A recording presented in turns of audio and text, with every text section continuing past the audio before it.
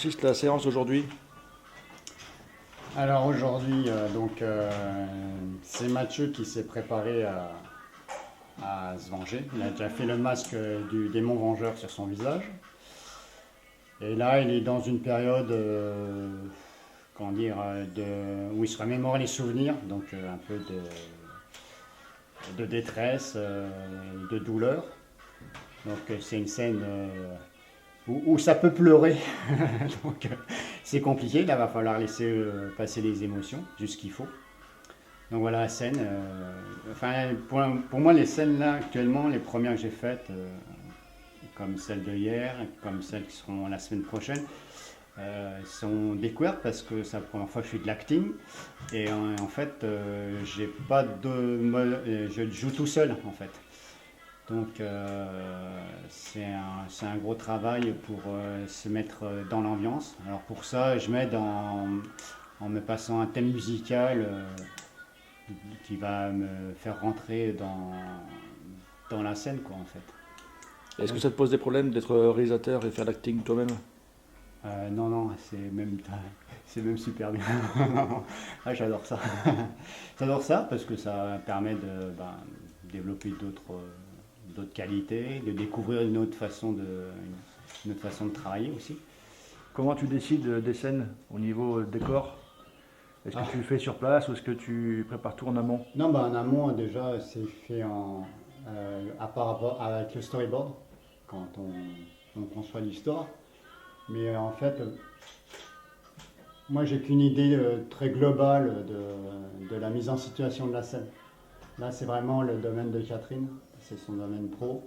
Donc tout ce qui est le stylisme, les accessoires, c'est elle qui gère, c'est elle qui a le dernier mot parce qu'elle sait spécifiquement ce qu'il faut enlever ou mettre pour équilibrer l'ambiance de cette scène, quoi. Donc moi je lui donne juste une idée directrice et ensuite elle va dire voilà, on va faire de telle façon. Ça c'est son domaine. Donc là ça sera à elle de vous expliquer plus en détail comment elle s'y prend. C'est pas mon domaine. Voilà. Alors Catherine, du coup, Gilles nous expliquait un petit peu, tu agissais au sein de l'équipe comme une directrice de la photographie, comme au cinéma. Comment tu interprètes tes storyboards pour choisir les accessoires et les thématiser?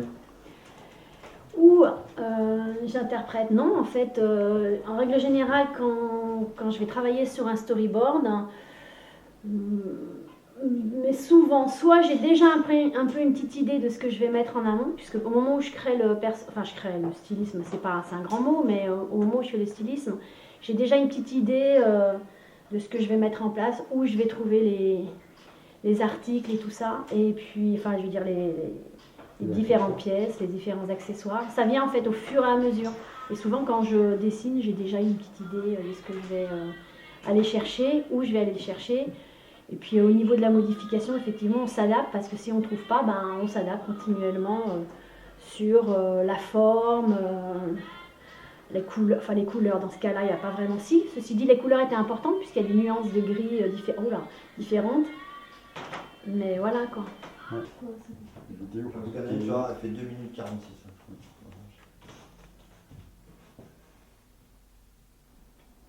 Est-ce que tu peux expliquer, Catherine, qu'est-ce que tu prends comme matière et comment tu procèdes?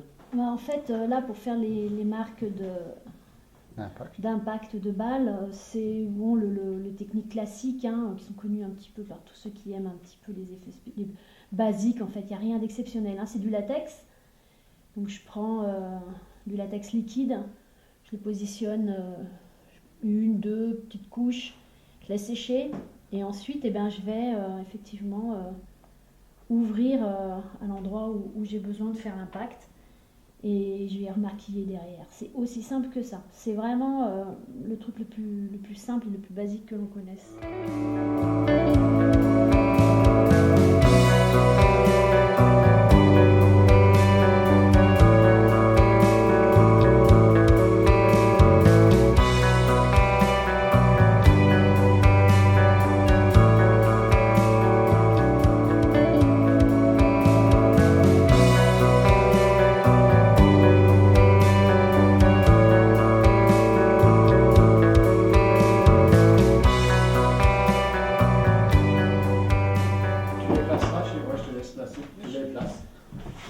faut une bougie par terre, automatiquement.